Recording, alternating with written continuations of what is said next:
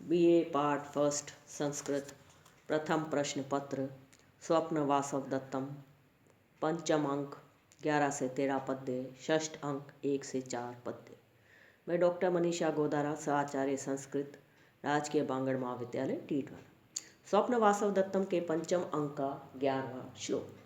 यो अयम समत्रस्तया देव्या तया बाहुर्निपीडितः स्वप्ने अपि उत्पन्न संस्पर्शो रोमहर्षम न मुंचति। अन्वय संत्रस्तया तया देव्या निपीडितः य अयम बाहु स्वप्ने अपि संस्पर्शः उत्पन्न रोमहर्षम न मुंचति।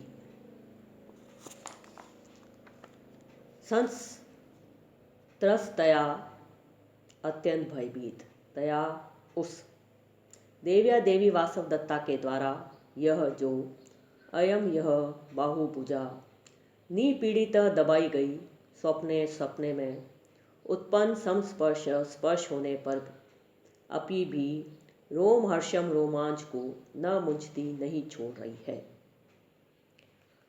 शब्द अनुवाद। अत्यंत भयभीत देवी वासव दत्ता ने मेरा जो हाथ पकड़ा था सपने में स्पर्श होने पर भी अभी तक अर्थात जागने के बाद भी रोमांचित हो रहा है। कहीं कोई देख न ले, इस भय से भयभीत देवी वासव दत्ता के द्वारा दबाई गई ये जो भुजा है वह स्पर्श जन्य आनंद से उत्पन्न रोमांच को नहीं छोड़ रही है। राजा उदयन को विश्वास है कि साक्षात वासव दत्ता के स्पर्श से ही रोमांच हो रहा है, अतः वासव दत्ता के जीवित होने में अब संदेह नहीं है। उत्पन्ना संस्पर्शो यस्य स उत्पन्न संस्पर्श बहुब्री समास। रोम नाम हर्ष रोम हर्ष तम रोम हर्षम षष्ठी तत्पुरुष समास। संत्रस्तया समत्रिस कत प्रत्यय टाप टाप निपीड़ित निपीड़ कत प्रत्यय। 12वां पद्य। भिन्ना ते रिपुव भवद गुणरता पौरा समाश्वासिता पाशनी यापि भवत् प्रयाण समय तस्य विधानम कृतम यत् यत् साध्यम अरिप्रमाथ जन्नम तत्तत् मया अनुष्ठितम तीर्णा चापि बलै नदी त्रिपदगा वत्साश्च हस्ते तप। अन्वय ते रिफ भिन्ना भवद गुणरता पौरा समाश्वासिता अपि भवत् प्रयाण समय पाशनी तस्या विधानम कृतम अरिप्रमाथ जन्नम यत् यत् साध्यम तत्तत् मया अनुष्ठितम त्रिपदगा नदी बलै तीर्णा वत्सा च तव हस्ते।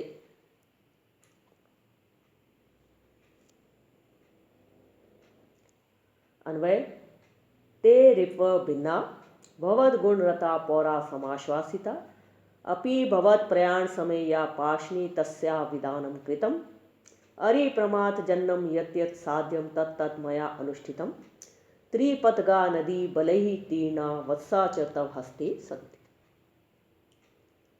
शब्दार्थ। हे महाराज, ते रिप आपके सभी शत्रुगण भिन्ना छिन्न भिन्न कर दिए गए हैं। भवद गुणरता आपके गुणों से प्रेम करने वाले पौरा नगरवासी समाश्वासिता आश्वस्त कर दिए गए हैं। भवद प्रयाण समय आपके प्रस्थान के समय या जो पाशनी आपके पीछे चलने वाली रक्षक सेनाएं तस्या उसकी भी विधानम रचना कर ली गई है। अरिप्रमाथ जन्म शत्रु का संहार करने के लिए यत यत जो जो साध्य करने योग्य कार्य हैं तत्सर्वम वह सब मया मगधराज दर्शक के द्वारा अनुष्ठितम कर लिया गया है।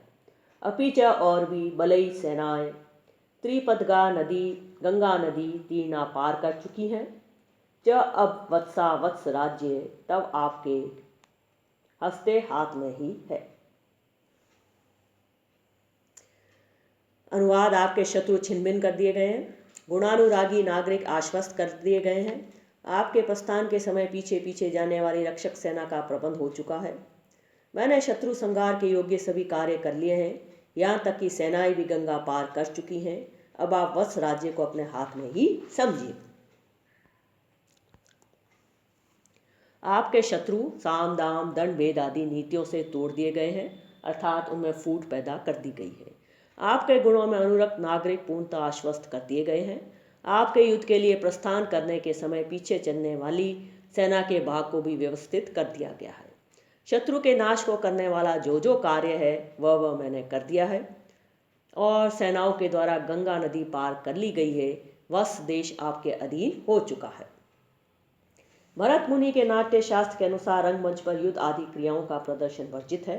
इसी से नाटककार ने युद्ध वृत्तांत कांचुकीय के द्वारा कहलवा दिया है। त्रिपदगा गंगा की 3 धाराएं आकाश, पृथ्वी और पाताल लोक में बहती हैं। इसी कारण गंगा को त्रिपदगा कहा जाता है। भिन्ना विद कथा प्रस्तुत पद्य में शार्दुल विपीड़ित छंद है। 13वां पद्य। उपेत्य नागेंद्र तुरंग तीर्णे तम आरुणिम दारुण कर्म दक्षम विकीर्ण बाणोग्र तरंग भंगे माणवावे युधि नाश्यामी। अन्वय। नागेंद्र तुरंग तीर्णे विकीर्ण बाणोग्र तरंग भंगे महाणवावे युधि उपेत्य दारुण कर्म दक्षम तम आरुणिम नाश्यामी। अहम मैं राजा उदयन नागेंद्र तुरंग तीर्णे हाथी और घोड़े से पार किए गए।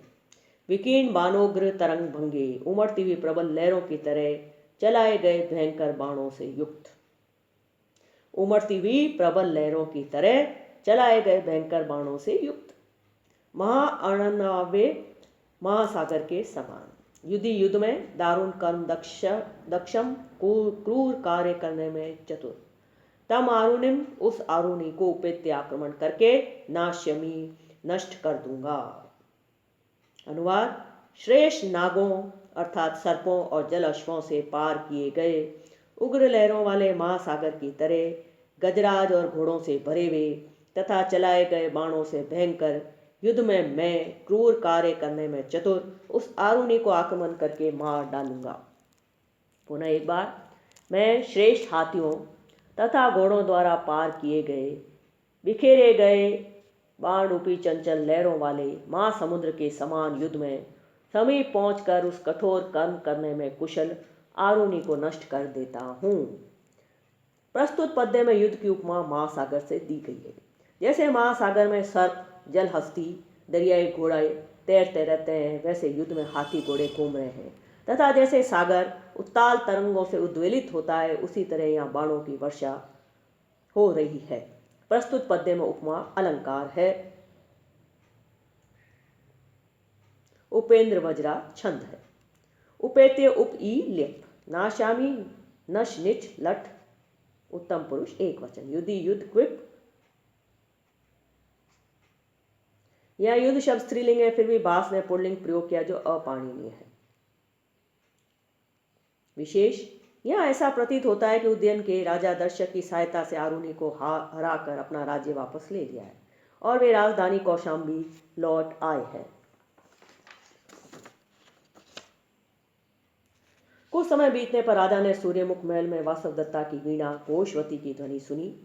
वे तुरंत उस वीणा वादक के पास पहुंच गए। उसने वीणा मिलने की बात सुनकर उदयन को उसे सौंप दिया। राजप्रसाद से उतरते समय द्वारपालिका ने माँ सैन के कांचुकी और वसुंधरा धात्री के आगमन की सूचना दी। यहाँ से आगे षष्ठ अंक की कथा प्रारंभ होती है। सभी पात्र चले जाते हैं। पंचम अंक समाप्त। अथ षष्ठो अंकः। षष्ठम अंक का प्रथम पद्य। श्रुति सुख निनदे कथम नु देव्या स्तन युगले जगन स्थले च सुप्ता वियगण रजो विकीर्ण दंडा प्रतिभयम अदूषिता असि अरण्य वासम। अन्वय। श्रुति सुख निनदे देव्या स्तन युगले जगन स्थले च सुप्ता वियगण रजो विकीर्ण दंडा प्रतिभयम अरण्य वासम कथम नु अदूषिता असि। अन्वय।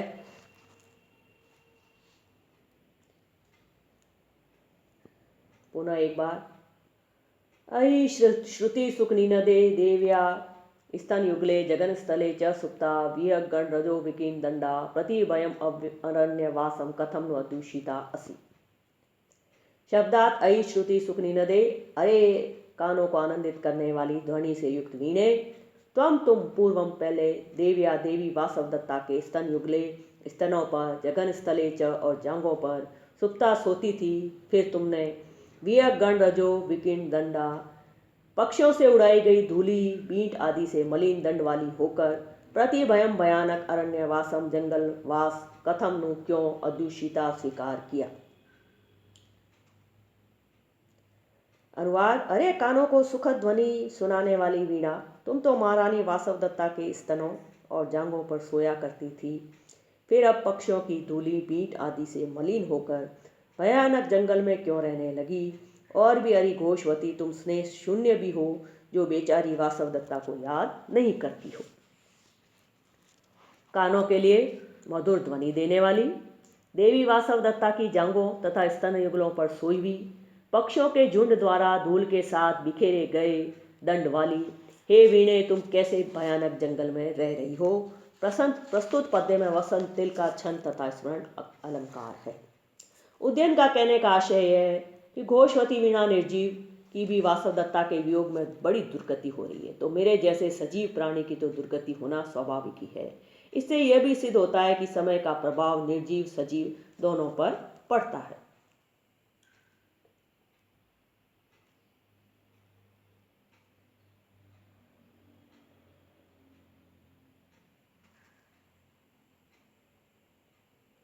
प्रस्तुत पद्य में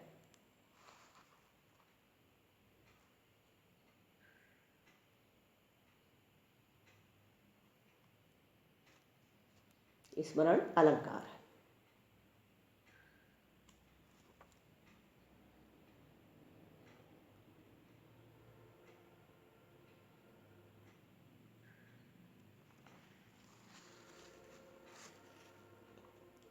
दूसरा पद्य। श्रोणी समुद्वहन पार्श्वनि पीड़ितानि खेद स्तनांतर सुखानि उपगुहितानि उद्देश्य माम च विरे परिदेवितानि वाद्यांतरेषु कथितानि च सस्मितानि।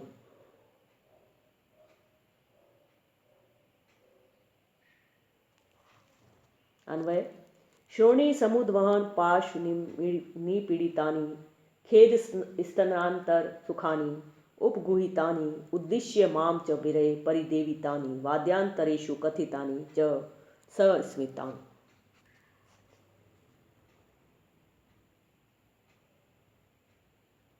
हे घोषवती, तुम श्रोणी समुद्वन पार्श्व निपीड़ितानि, कमर पर ढोना अथवा बगल में तुझे दबाना, खेद स्तनांतर सुखानी थकने पर स्तनों के बीच में तुझे सुखपूर्वक सुलाना, उपगुहितानि आलिंगन करना, च पुनः और फिर विरह वियोग में माम मुझे उद्यन को उद्देश्य लक्ष्य बनाकर परिदेवितानि विलाप करना, वाद्यांतरेषु वीणा बजाते समय बीच बीच में सस्मितानि मुस्कुराकर कथितानि बातें करना, न स्मृति कुछ भी याद नहीं करती हो।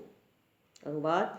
अरे घोषवती, तुम स्नेह रहित हो, जो कि वासवदत्ता के द्वारा गोद में रखना, बगल में दबाना, थक जाने पर स्तनों के बीच में सुखपूर्वक आलिंगन करना, वियोग अवस्था में मुझे लक्ष्य करके विलाप करना तथा वीणा बजाते समय बीच बीच में मुस्कुराते हुए बात करना इत्यादि सभी बातों को याद नहीं कर रही हो।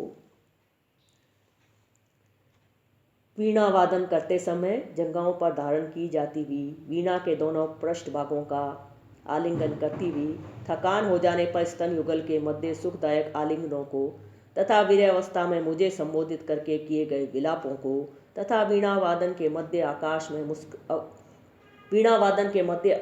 में मुस्कुरा कर कहे हुए वचनों को क्या याद नहीं करती हो।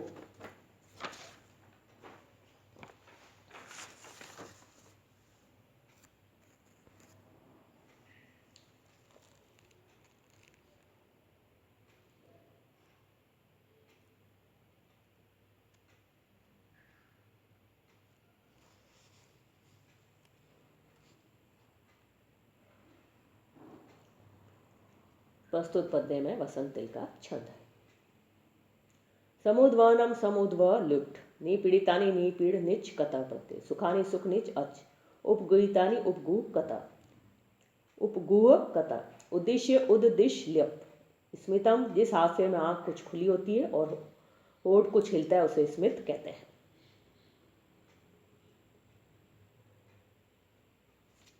श्रोण्या समुद्वानि श्रोणी समुद्वानि तृतीया तत्पुरुष समास।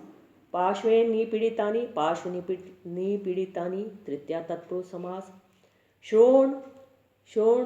श्रोणसी समुद्वानि च पार्श्व निपीड़ितानि च इति श्रोणी समुद्वान पार्श्व निपीड़ितानि द्वंद्व समास।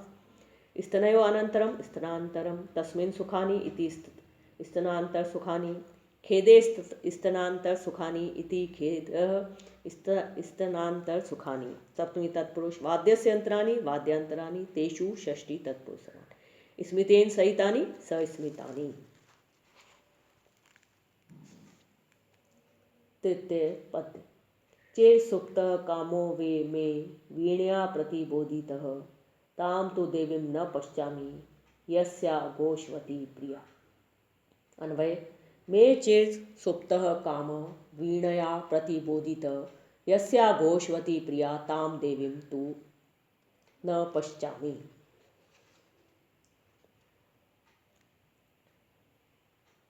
चेत सुप्तः बहुत दिनों तक सोए हुए मैं मेरे काम को प्रेम को वीणा ने प्रतिबोधित जगा दिया। गोष्वती वीणा यस्या जिसे प्रिया प्रिय थी ताम देवी उसी देवी वासव दत्ता को तू तो न पश्चामी नहीं देख रहा हूँ।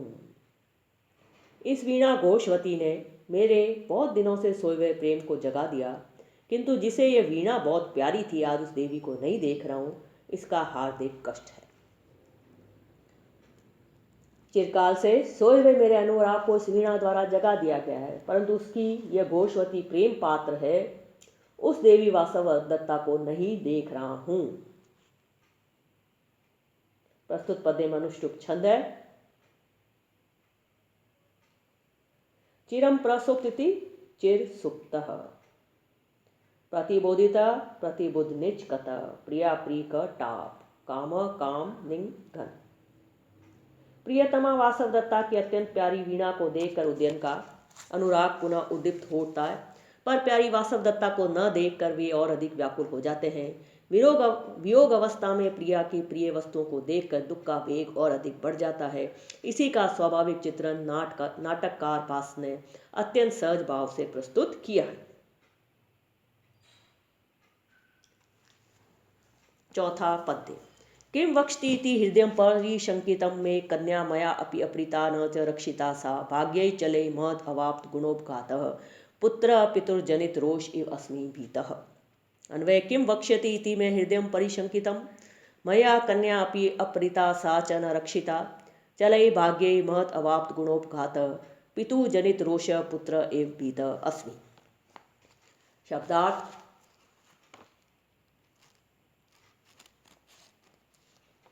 किम क्या वक्ष्यति कहेंगे इति इस विषय में मैं मेरा अपि भी हृदय परिशंकितम शंकित हो रहा है।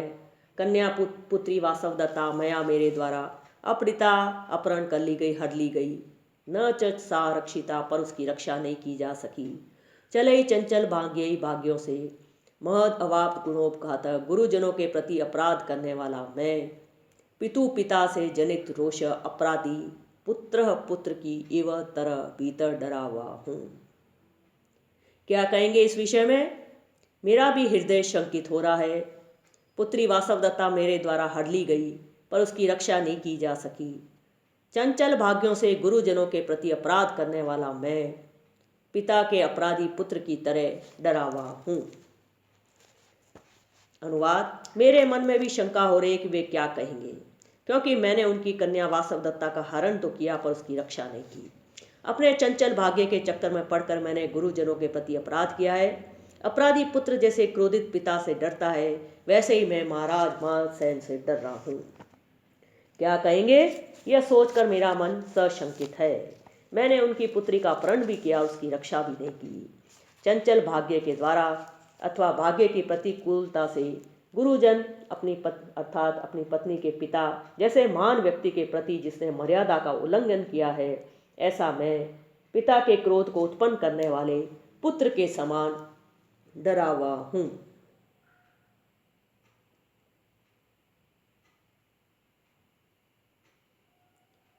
प्रस्तुत पद्य में उपमा अलंकार है।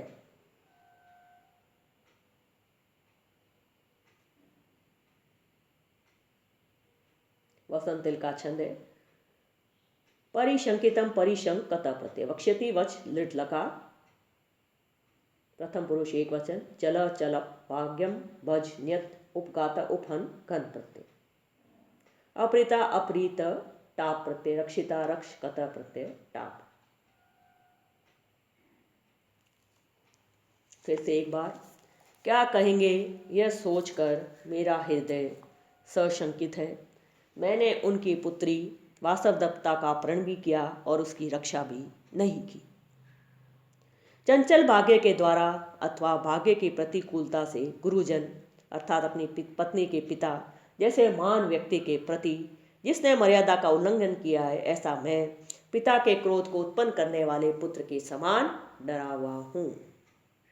पितु जनित रोष पुत्र एव इसमें उपमा अलंकार है।